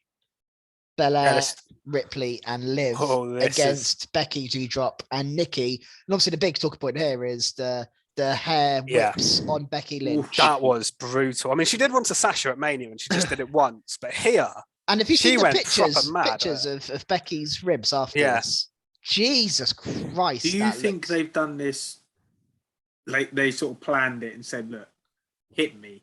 Sort of like you do with Drew and Sheamus when they hit with Kendall. I feel like Becky would want her to. Becky, I think she'd be like, give me. I think they want her to have like a scar for Mania or something. They wanted like something to like, go into Mania with this scar across her chest. You can play it into the story, can't she now? Yeah. On Monday, she'll probably come out and be like, look at me. Look what you did to me. Like, nice, you're going to pay for this. Bianca has gone and done this to me. Yeah, you should be cheering me, not her. It can play into also showed off her abs are insane. Yeah, that's absolutely insane. This is when they had a baby like not that long ago. It's insane. She's absolutely on top insane, form, absolute top form, and the way she was playing it off as well. She was like, "Look at this, like non-stop." But the sound it made it was like a proper whip. It was like, wow. And it wasn't, people were asking, I saw on Twitter afterwards, people were asking, was that like some special mic effect or something? It wasn't. It was just normal. Well, yeah, I mean, they put mics onto the steel chairs to make them sound worse. You can't do that to someone's hair. So yeah, it was just the sound of her hair. And it's the first time we've really seen Belair use her hair for a long time. Let's say Sasha last year, Mania. Yeah, probably the last time we saw it. Special, I think. I think she's sort of on NXT a bit more often. I think I think on the main roster they've kind of protected it. Well, if she turns heel, she should use it all the time. But as a babyface, she should only use it when she's really put to the test or whatever. But again, this match, I just can't wait for it. I mean, I cannot wait. Like, again, going back to AEW, the way they've built this is just so good. This match, a long game. Again, we're talking about what's going to headline the nights. We know Brock and Roman's going to headline night 2. For me, this one should headline night 1. I think Becky Belair is a bigger match than Rousey Flair, in my opinion. Yeah, I would like to see it, but it's not going to happen. I think it's already been confirmed, pretty much. Yeah, I think Rousey will headline. They're both on. Weirdly, they're both confirmed for night 1. I think so. They are going to be. I think so. Yeah. I know the Drew match as well has been confirmed for night 1, and obviously Brock and Roman for night 2. That's going to be we know that's going to be the closer of Mania, which makes total sense. But I think Ronda and Charlotte. I would like to see if that's not closing, I'd like to see Becky and Belair open, not just be somewhere like in the middle of the card, like meaningless. Yeah, I think opening the show is a big spot. So I think it would be cool. Yeah. I think they did it with Seth and Lesnar a few years ago when they did the Universal title match, and they did it with Lesnar and no, sorry, did it with Reigns and Rollins at the Rumble, so didn't they? Yeah. I think it's a big spot to do. So I think you can if you're having them on the same night, I think that'd be quite cool to have one women's match open and one women's match close. I think that'd be good. I agree. Yeah. I think we're ready for a skid mark. I think we've been quite positive. So here's my skid mark, which isn't actually from the show, but it is relation to Raw. So yeah. I was thinking to myself, what has happened to Alexa Bliss? So I started having a look into it. And we haven't seen Alexa since Elimination Chamber, which I then wondered, well, that's weird. Did she get hurt or something like that? But no, it appears they just don't know what to do with her.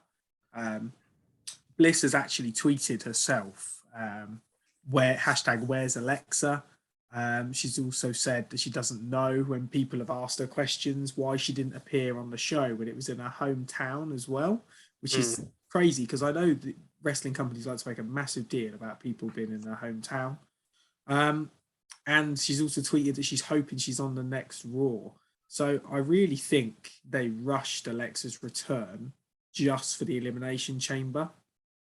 And now I think they don't know what to do. I think they were trying to change her character. They sort of got halfway, ran out of steam. Yeah, because she's exactly the same almost as well, isn't she, really? Yeah, it's crazy. It's you've got WrestleMania season, and she's obviously one of your big stars because she was second to last in the Elimination Chamber. She's a massive merch seller as well. Those Lily dolls have been selling out. It's hard to believe, but people buy them. So either they don't want her for WrestleMania, or they're going to come in with some massive bang and prove me wrong with some completely new character or some crazy twist. But yeah, just a real shame that we haven't seen her. It is a big surprise, isn't it? I think it was rushed. Yeah, I mean, I said I wanted to see Alexa and Ripley at Mania. I think could tell a really cool story between those two. Have a really cool match, but yeah, apparently they don't want that. Or obviously, I don't know what Rhea's doing either yet for Mania. She hasn't got a match, so yeah, why not do it? I mean, I had the idea of Rhea and Beth Phoenix, but I don't think that's happening. Yeah. I don't think Beth Phoenix is coming back. I think that might have been a one-off. So if you're not going to do that, use two people on your roster. Rhea and Alexa's a really cool, like top middle card, like almost top tier feud. I don't like the fact that on WrestleMania they don't seem to put any women's matches that aren't title matches on the card. I don't understand it. Unless I know if they do a women's battle royal, I guess they want them for that because there's not many other women. But for me, that's a waste.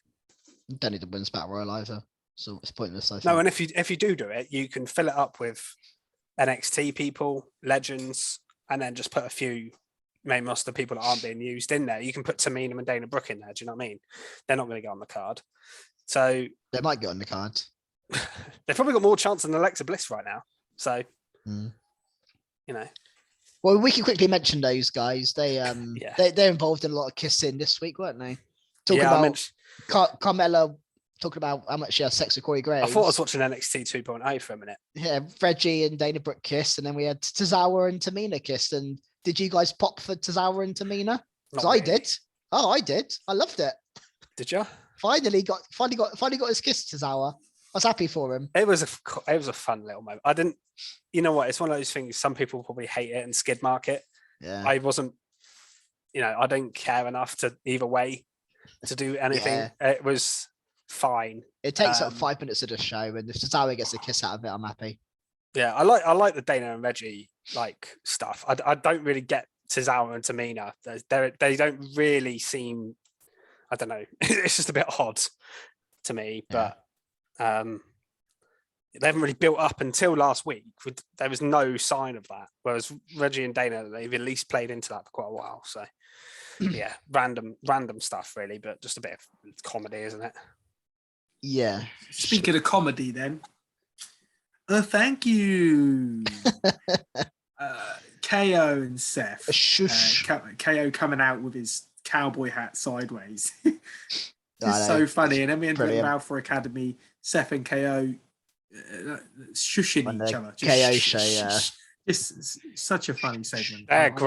Great chemistry together, these two. Yeah. Gable with them too. Yeah. Because they've not really interacted a lot because they're both heel teams, so they've not really been on the opposite side of anything until obviously now this triple threat tag team match has come about.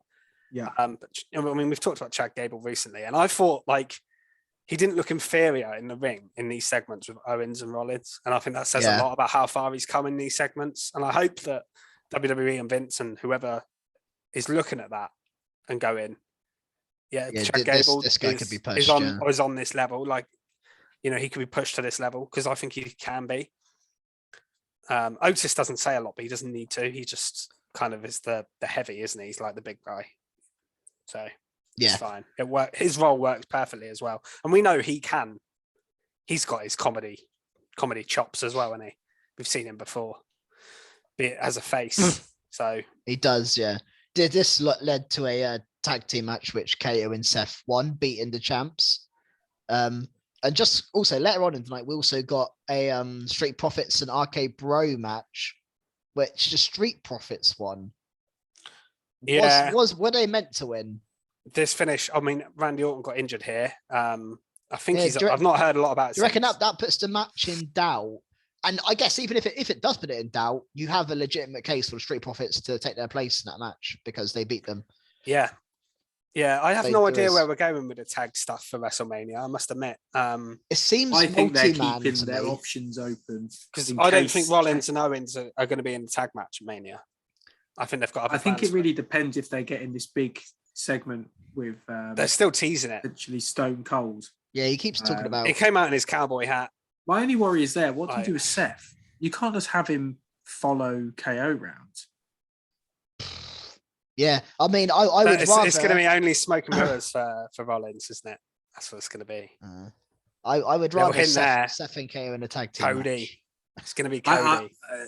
That'd be amazing. That's what I want. I don't think it. I have no idea what's going on with Cody. Seth losing again though. But you could do a segment with Rollins and Owens together, but not in the tag scene with like Stone Cold. We've seen Booker T, JBL, all these people. You can't have them not having a match though. They'd have to have a match. No, but it could be like a tag match, like a 3-on-2 handicap. And Stone Cold could literally just come in and stun them at the end. Because I'm sure Booker T could work a 5-minute match. I'm sure he could. I don't know if Stone Cold can, but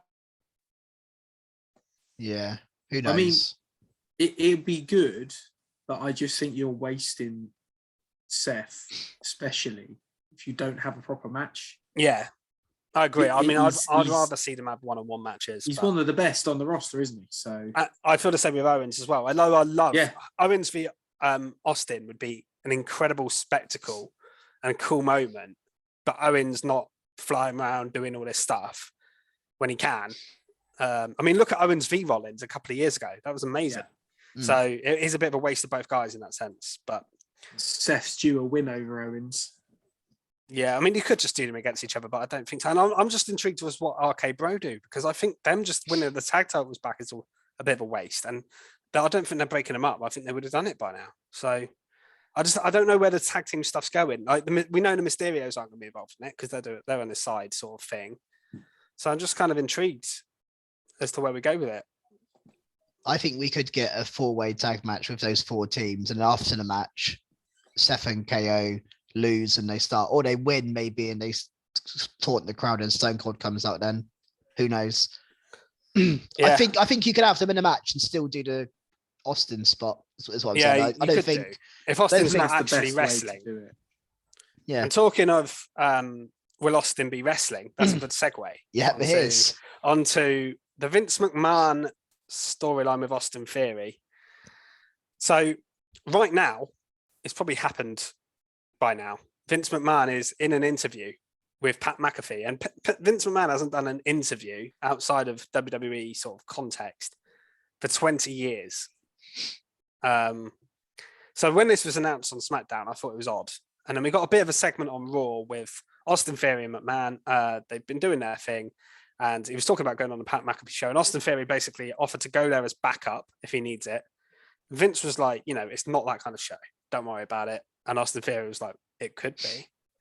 So I am expecting, obviously this is setting up something for Mania. The rumor is that Vince himself is wrestling at Mania. I think that's mental. I just don't see how he's 78 years old. I think he will officially be in the match, but it will be a handicap or tag team. I think handicap match maybe. and it's literally Vince and Austin Theory v Pat McAfee. And thing is, I'm not worried about Pat McAfee because Pat McAfee, we saw him in NXT. He can wrestle, and he's great. So I'm not worried about him. But him versus Vince is a weird one. So I think Austin Theory, but Austin Theory's going to be involved, isn't he, the whole time? Yeah. I'd rather just see Austin Theory v Pat McAfee with Vince McMahon in Austin Theory's corner. I think that's a really cool match. I think that would be the best solution as well. I'm so confused as to what's going to happen. Honestly, like I really don't. Yeah. Well, isn't it taking place as we speak? So. Yeah, I mean, I literally just I thought I'd have a quick look on Twitter whilst I was on air while you guys were talking. Apparently, there was some AEW talk on there. Pat McAfee mentioned something to do with AEW, so that could be what triggers Vince to go, "You what?" Yeah, I'm not having. What's this all about? I haven't got time to look into it now. But as it was happening, I thought if there's any breaking news, we can break it on air. But yeah, it's gonna be interesting. I can see it playing into maybe SmackDown tomorrow because Pat's going to be on the show. Yeah, maybe Vince turns up on SmackDown tomorrow. That wouldn't surprise me. And we get a confrontation between the two, and that sets something up. And we'll probably have more of an answer then. But do you know what? I'm weirdly excited for it. I mean, a lot of people are like, it's ridiculous. I think it'd be entertaining as hell. Pat McAfee and like Rick Boogs or something as a team. I'm trying to think if Pat McAfee's been Nakamura and Boogs would be perfect because he loves their entrance. Yeah. Yeah. But then I don't know. I'm not really sure. Imagine if Cody came in here. Because he mentioned AEW, Cody v Vince. That would be hilarious. That would be funny. I don't see that happening, but yeah, I just thought it's a really interesting little angle. That I was not expecting that on a WrestleMania card. I predicted a couple of the matches. I didn't predict that one at all. No. I don't think Vince McMahon did. To be fair, himself probably predicted that he'd get on the card, but who knows? I mean, Austin might be on there. Vince might be on there. What's his name? Johnny Knoxville's on there. Logan Paul's on there. You know, it's a bit of a mad old WrestleMania card, really, isn't it? It always is, though, isn't it? Yeah, but it's this one the feels most especially stupendous WrestleMania ever. It will be so stupendous. Stupendous. So talking of the Logan Paul thing, probably worth mentioning the Miz Mysterio's feud. So they had a match against the Hurt Business here, the Mysterios.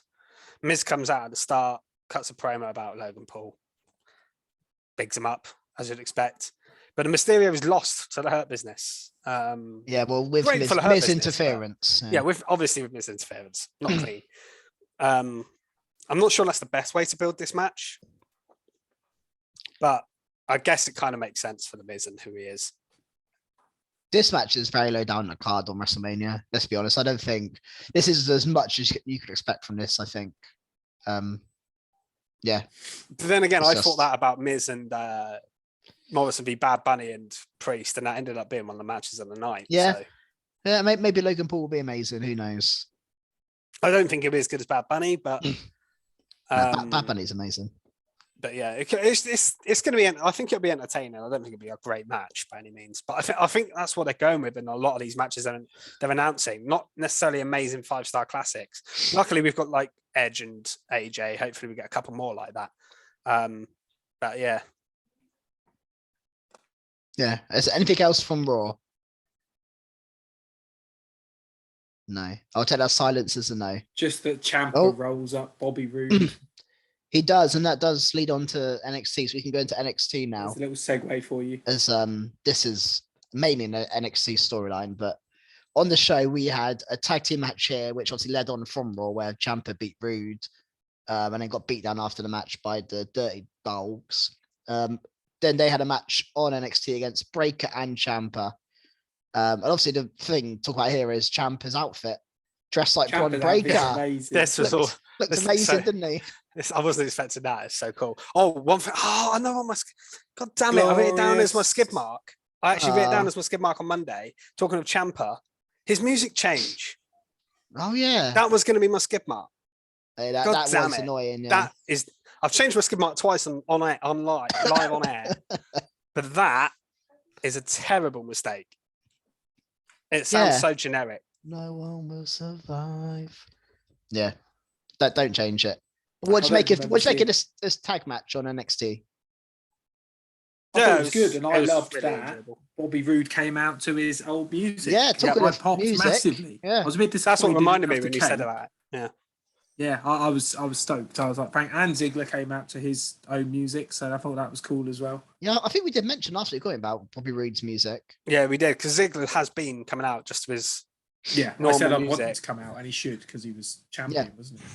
Yeah. This was good. I mean, it's going to be a good match. Like you say, you've got two main roster stars in there. It's watch the baby faces win. Interesting that Ciampa got the pin rather than and it was on Ziggler as well. It wasn't on Roode. I thought Roode would probably take the pin in the match, but we now have a triple threat match for next Tuesday. Yeah, NXT Roadblock. Yeah, I wonder what the direction is going to be for the pay-per-view, because I assumed they were going to do that match at the pay-per-view. Yeah, either this match or one of these two. Probably the Ziggler match. But yeah, I mean, they might still do that. They might still do. I can still see them doing Breaker and Ciampa, to be honest. I don't think they've done Breaker v Ziggler one-on-one yet. They could save that for the pay-per-view. They could, but my feeling is they're probably going to have Breaker win. Ziggler will go back to Raw, and then Ciampa will be like, right, because they mentioned he's 1-for-1. They'll just be like, right, let's get to it now. Let's have this match. Yeah. That's what I think is going to happen. I'd prefer it to be Ziggler, I think, but I think that's what's going to happen. Yeah, you're probably right. The main event of the show was Carmelo Hayes against Pete Dunne for the North American title. Another really good match on the show. And Carmelo afterwards saying at Stand and Deliver, he will have a ladder match. So he wants to defend it in the way he won it. So that is good. We always love these NXT North American ladder matches. They're always good. And there's so many guys they can put in there, isn't there? There's so many good guys in NXT they could throw in there. Just look forward to see who they throw in. But what did you guys think of the match itself, Carmelo and Dunne? Yeah, I thought it was awesome. Loads of near falls, really fast-paced wrestling, which I absolutely love. You got a couple of the sort of breaking the finger spots from Dunne, which is cool as long as it's not oversold. And I thought it was great, especially when he did it sort of on the apron to Trick. I thought that was really cool. Yeah, that bit was really cool, the ending. Yeah. Yeah, it's a good match. Don't know where Pete kind of is, what Pete's going to do from here. I mean, it'll probably be in the ladder match is my guess, but I think they're sort of stringing him out until after Mania, and then they'll probably bring him up to the main roster. Yeah, him and Ciampa should definitely be coming up, I think, and potentially LA Knight as well. I think. Yeah, sounds like a segue. It does. So we had LA Knight and Grayson Waller here, and they've set up their last man standing match. Yeah, I called that one. Stand and deliver, because he did say last man standing last week. Yeah. We have that. I think it's actually a good stipulation for this match. Just this feud, I think, has warranted it. It's been a long-standing feud, and it's been quite brutal in some places. So I think this could be a really cool match. Again, I'm surprised they're not. Is this next week, isn't it? No, I think it is. It no, it is. Yes, next week. Yes. Again, I'm surprised that it feels like they've put a random big show on for no reason here. Whereas I think they could have held out till Mania. Maybe they felt like they had to do this match now. And I think Knight and Waller is a long term. I think they could have definitely strung out Ziggler's one, but this one, I think, I mean, maybe they could have, but I don't think it's bad that they went for it next week. But again, they've got two matches there, which should take up a decent amount of time. Yeah, what else absolutely. They've got on the show? Is it a tag team match next week? The tag title match, yeah. I think the tag title match is next week. Yeah, got it. I think Women's Dusty Classic matches maybe. Takeover worthy next week, isn't it? Yeah. Basically. What else have we got? Well, you mentioned the Women's Dusty. We had Gonzalez and Cora Jade qualify. No problem there. We thought that was going to happen. Just want to say about that match. That was against Valentina Feroz and Yulisa Leon. One of the craziest dives I've ever seen in my life in this match.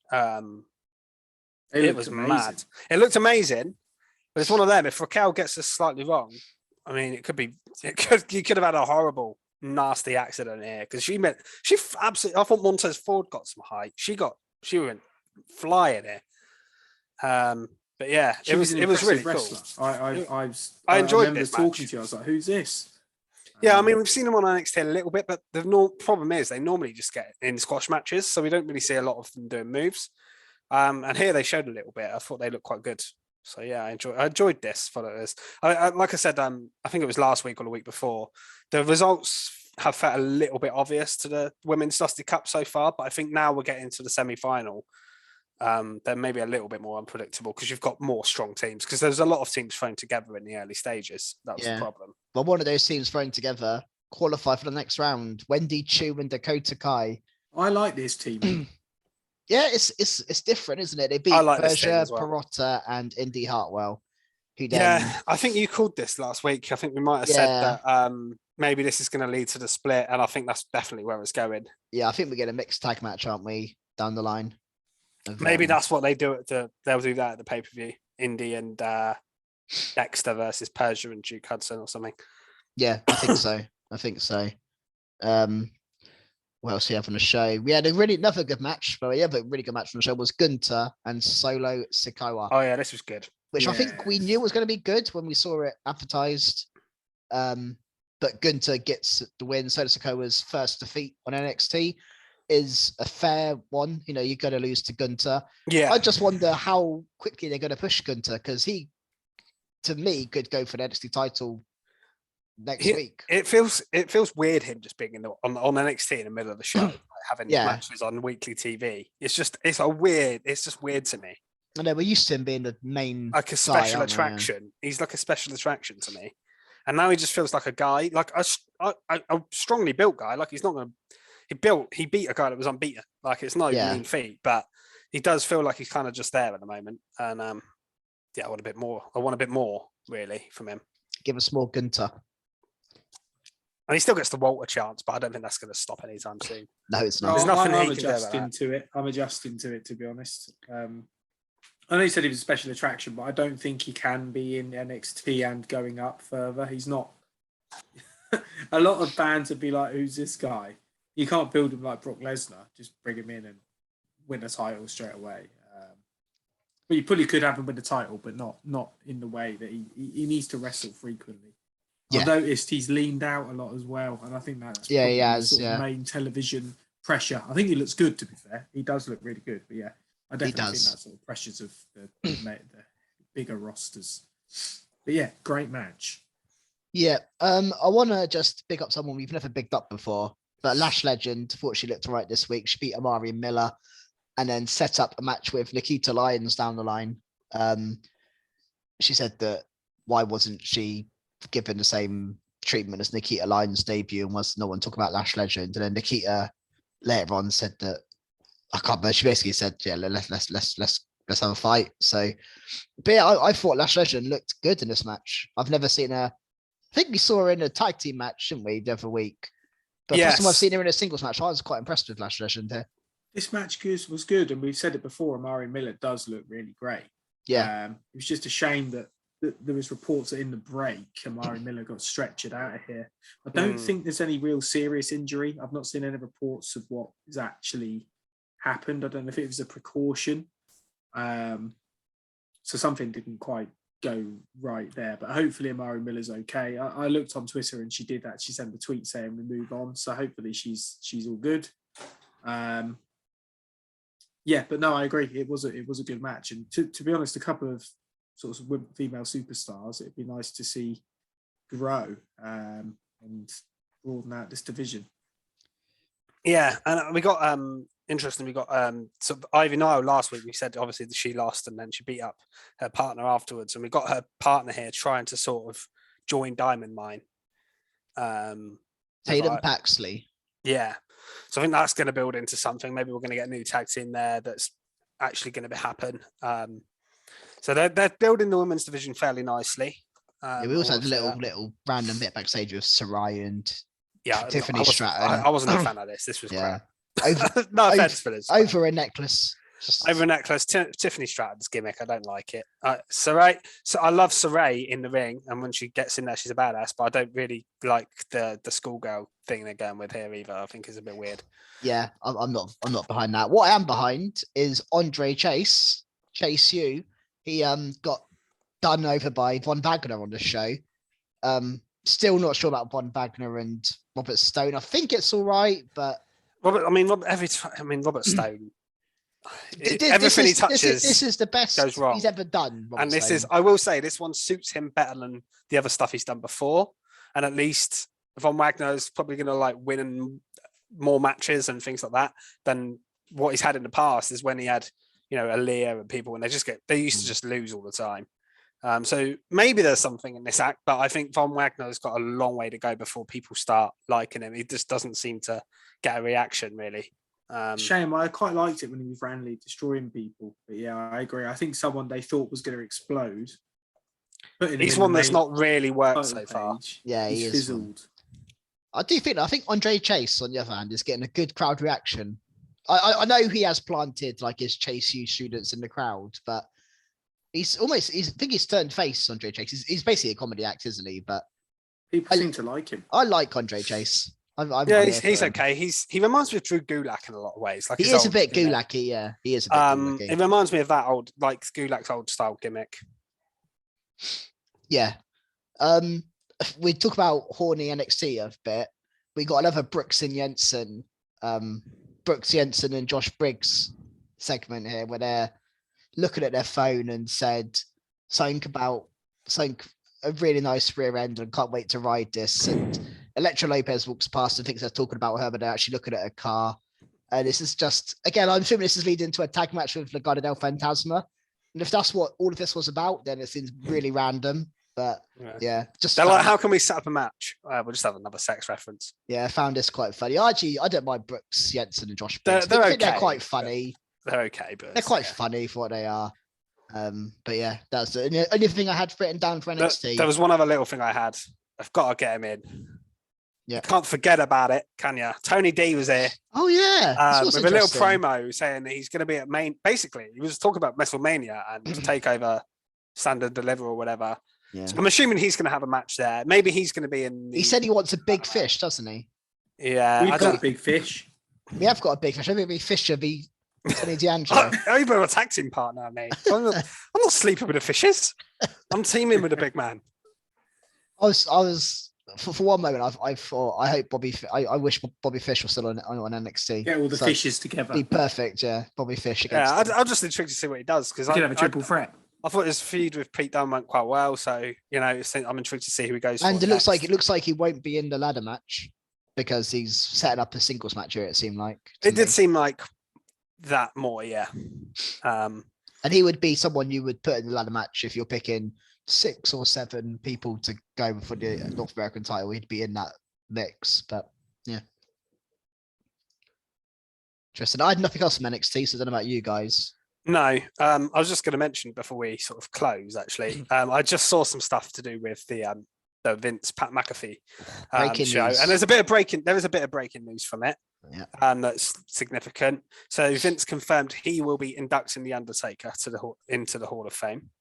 Okay, Vince is doing it himself, which he doesn't often do. I think he's done it for Stone Cold. I remember that.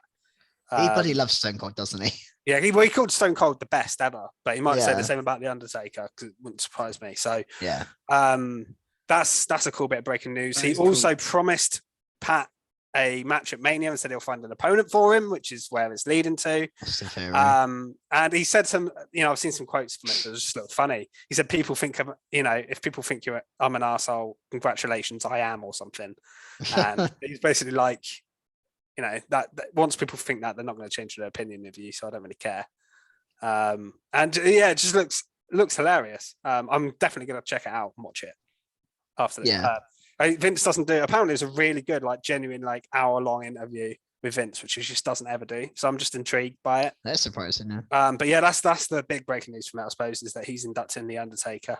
But it looks like we've got a little bit of an angle from it. Not as much as I thought.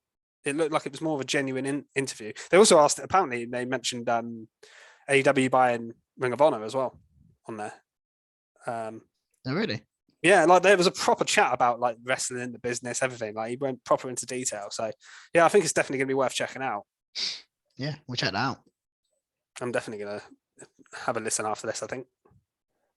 But yeah, that's all from this week then, I guess.